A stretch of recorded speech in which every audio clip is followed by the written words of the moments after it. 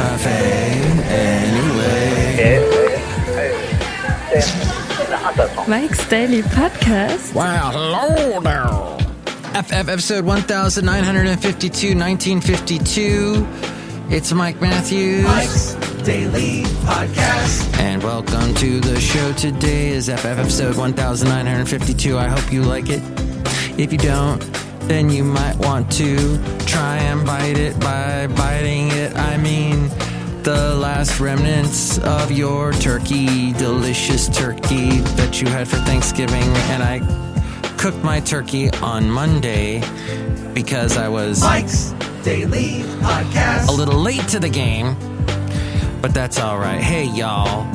If you listen to this podcast, Mike's you should call Daily 336 Podcast. Daily. Yeah! And let me know. Leave a message at the Cafe Anyway line. 3 plus 3 equals 6. as in Mike Matthews Daily, as in what this podcast has been now for 3 days. Wow. Yet the show has been on for a long time, and I've been podcasting for over 10 years, and we are just about to wrap up the 10 years known as the 2010s. This is exciting, isn't it? No, it's not. It is. It is wildly exciting, and I would love to hear from you, so you can give me a call. Hey, what is this thing here that's coming up? Oh, I got to come up with a podcast picture before Ariel says, and here's today's podcast picture. I'll work on that. But there is so much that has happened on my Friday. For one thing, Friday is always the wrapping up everything. And then I get a text from my lovely lady friend about how she's been watching the Oliver Stone history documentary on Netflix about like Oliver Stone's secret history. And she texts me that Harry Truman, our president after FDR, was a jerk. He was racist. That he apparently swindled the previous vice president out of the position. I think his last name was Wallace. And that guy, Wallace. And here's today's podcast picture. And I'm not talking about the Alabama Governor George Wallace, who was racist and everything. This other Wallace that was for FDR, was with FDR for most of his terms, for I think the first 3. He was very progressive, and I guess Oliver Stone, he likes the progressive stuff. And this is what I told my lovely lady friend. I go, okay, that's awesome. You're watching that and seeing history, and I appreciate that. But the fact that it's done by Oliver Stone makes me very suspicious. I ran to see The Doors. And after I watched it, I went, what? Huh? That wasn't about The Doors. That was about Oliver Stone. That was about Oliver Stone's love of The Doors and what he did in that era. Lots of drugs. Kids, don't do drugs. Stay in school. Basil the Boxer says the same thing. And that Oliver Stone is overrated. And that he's old. And that he's a conspiracy theorist. He's so liberal. So... Oh, wow, I never heard that out of his mouth before. Dang, Basil, that's tough. Did you know Basil was so conservative? Such a Republican. No, so Oliver Stone, I've watched and listened to so many Oliver Stone interviews. And I particularly like the one after JFK came out. And Kevin Costner, what's interesting, he's in JFK. He plays, a guy that was, now my history remembering stuff, brain is not doing well today. But he, in the Oliver Stone movie, he plays the character that's looking into is it the Warren Commission? Or he's trying to see what's been covered up about Kennedy's death, John F. Kennedy's death. And at one point, somebody in this interviewing Oliver Stone said, so Kevin Costner in your movie is all about how John F. Kennedy was killed by someone other than Lee Harvey Oswald. But when Kevin Costner was in Bull Durham, not directed by Oliver Stone, that's why it's good, Kevin Costner's character says, when he tells Susan Sarandon all the things he believes, including that one line, I believe in the small of a woman's back. And he says, I believe that Lee Harvey Oswald acted alone. So see, one movie, he believes Lee Harvey Oswald acted alone. In another movie, he's a conspiracy theorist. So there we go. Not to say that, I mean, I don't know what happened with that, obviously. I wasn't born yet. I was actually born on John F. Kennedy's, the day that he was, the remembrance. I think it had been 4 years since he had been assassinated. So, but I'm a November 22nd guy. So, and every year I hear about it on my birthday. But anyways, the thing is, I told my lovely lady friend, because she's telling me stuff about it. I guess this documentary is very pro-communism, very pro-Russia. This documentary sounds, from what she described to me, and I have yet to watch it, is very very anti-America in many ways, that you can't trust the government ever, which is Oliver Stone's line of thinking. He's always about you can't trust the government. Question authority. Question everything. And I get that, and I know that, and believe it or not, our current president has said the same thing, which I pointed out to my lovely lady friend in that interview, in that clip that I've played many times on my podcast, where Trump says, I think it's better to be friends with Russia than not. That interview he did with Bill O'Reilly a couple of years back, where Bill O'Reilly says, yeah, but you can't be friends with Russia. They're murderers. And Trump said, are we so good? Look what we've done in the past. So all that to say is, I don't know. I'm going to watch this Oliver Stone with a huge grain of salt. Wait, is that possible to have a huge grain of salt? A little grain of salt. I got to keep salt out of my diet. And you should too. Watch how much salt you eat. Watch your salt intake. Hey, everything you buy that comes in a box or a bag, one of those bags that's sealed up. I'm talking like chip bags. I'm talking about boxes with crackers. I'm talking about just about everything you get that's frozen in not the flash frozen vegetables, but like your lean cuisine and stuff like that. Full of salt. So be aware of that. Stuff in cans, just right off the bat, I can tell you, and every nutritionist that I've talked to can tell you, everything in cans has been salted all the heck. So watch your salt intake. That being said, I bought a ton of mackerel that's canned, and I know that's full of salt, but then the mackerel's got the omega-3s in it, so I need that. And it's delicious. I can make all kinds of sandwiches and whatnot. And my dog, who you heard bark earlier, loves it too. Yes. Feliz Navidad. I just threw that out of nowhere. So, Basil, apparently, from my lovely lady friend, she has mentioned this to me, that Basil shows people more about them than they do about you. Wait, she said that to me. So Basil is showing to people. She shows.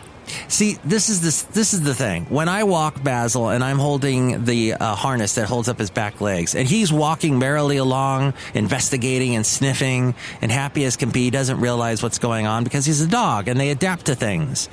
And people see that. And this is what has been utterly amazing to me, is the reaction people have to him. And I know if I stepped out of the situation and I saw it, I would probably feel bad.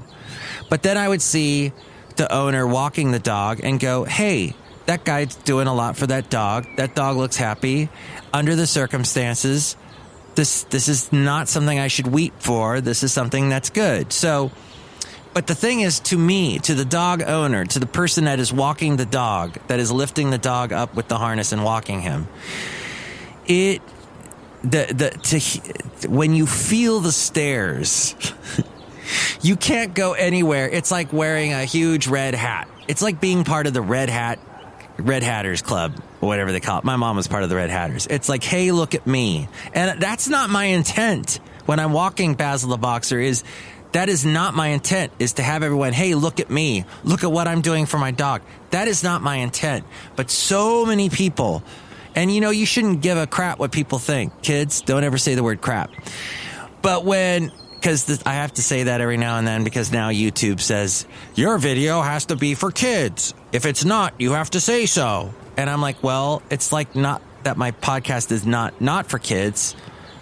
It is for kids. It could be for kids. I want to educate kids. At any rate, Cafe Anyway. The thing is, outside of Cafe Anyway, we're bringing you Mike's Daily Podcast somewhere in Podcastro Valley 10 today. And we will get to Peloton in a moment, idiots. But what I'm saying is, I feel the stares. I feel them looking at me. And because I don't want to be on a Peloton bike, super expensive Peloton bicycle, stationary bike, anybody who makes a stationary bike, you know what? Yeah, they're smart because they're cashing in. We're stupid because nobody keeps a stationary bike for long. They always end up outside in the rain, garage sale. If you're buying these out of the store or online, oh my gosh. Have you not ever been to a garage sale? They are giving these things away. Stationary bikes. And just get out there and... I'm not a bicyclist myself. I'm more of a walker.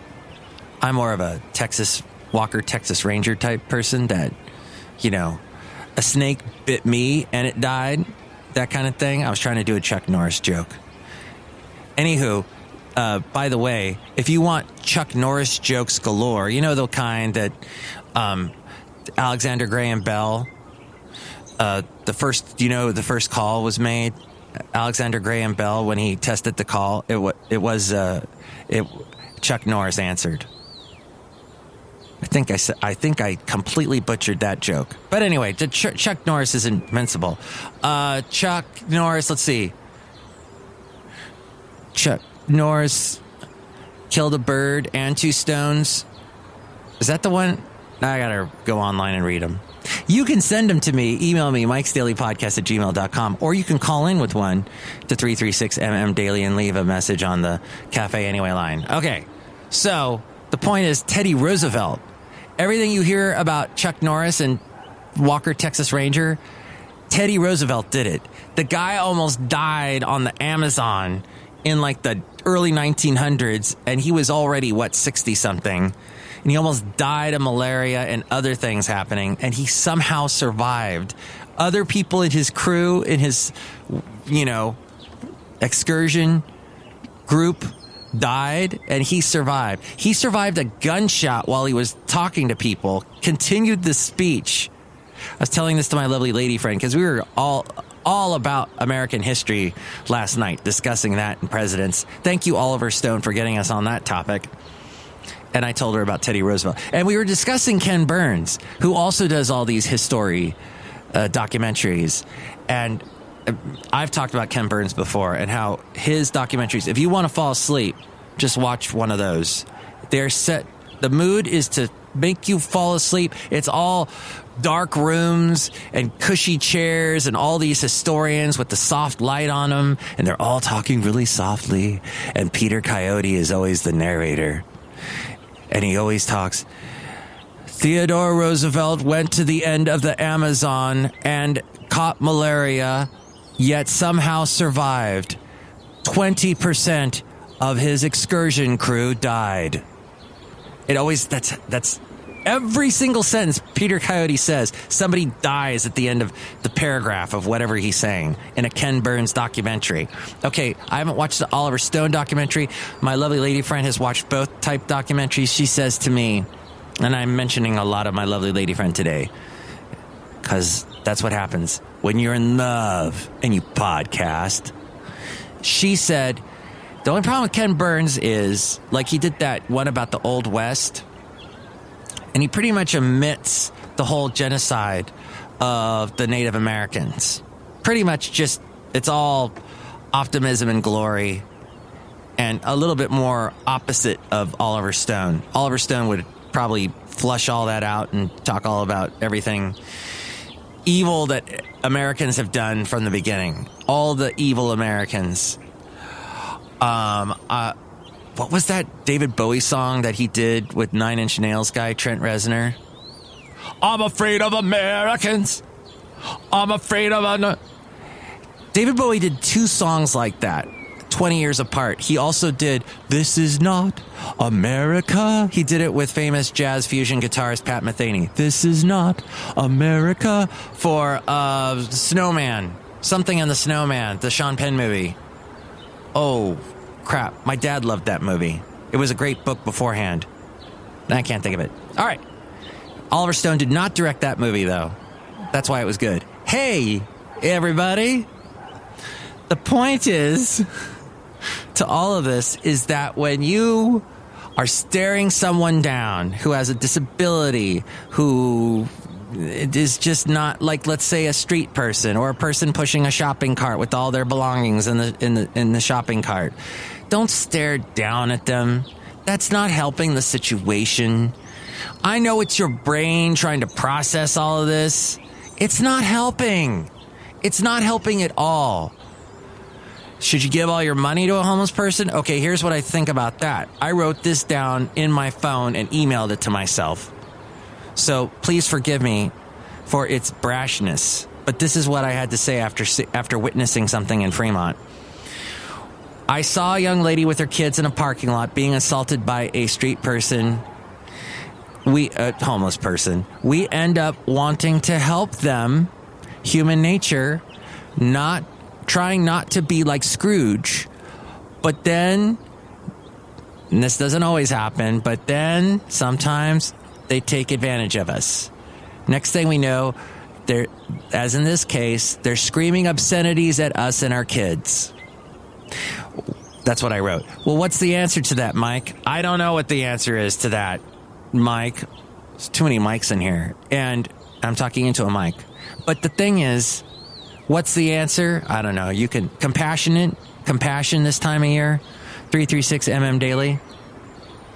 I'm telling you, and you can disagree with me, human nature is to help. I know there are some people that are evil and hit a deer on the side of the road and just keep going.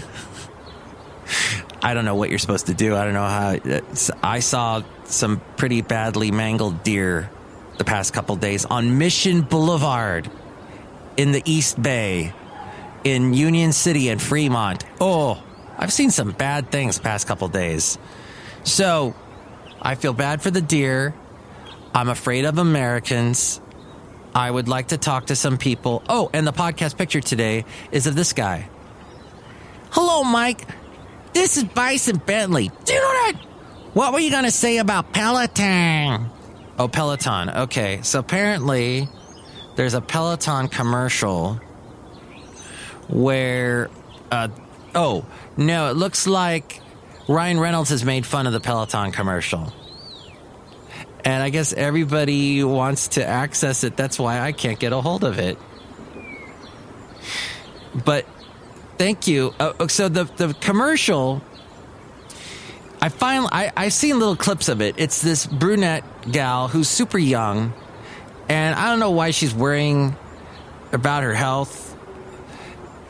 I don't know, like, she's not morbidly obese or anything, but she's on the Peloton trying to impress her husband. Look how much weight I've lost, and she's making videos of it and showing it to her husband.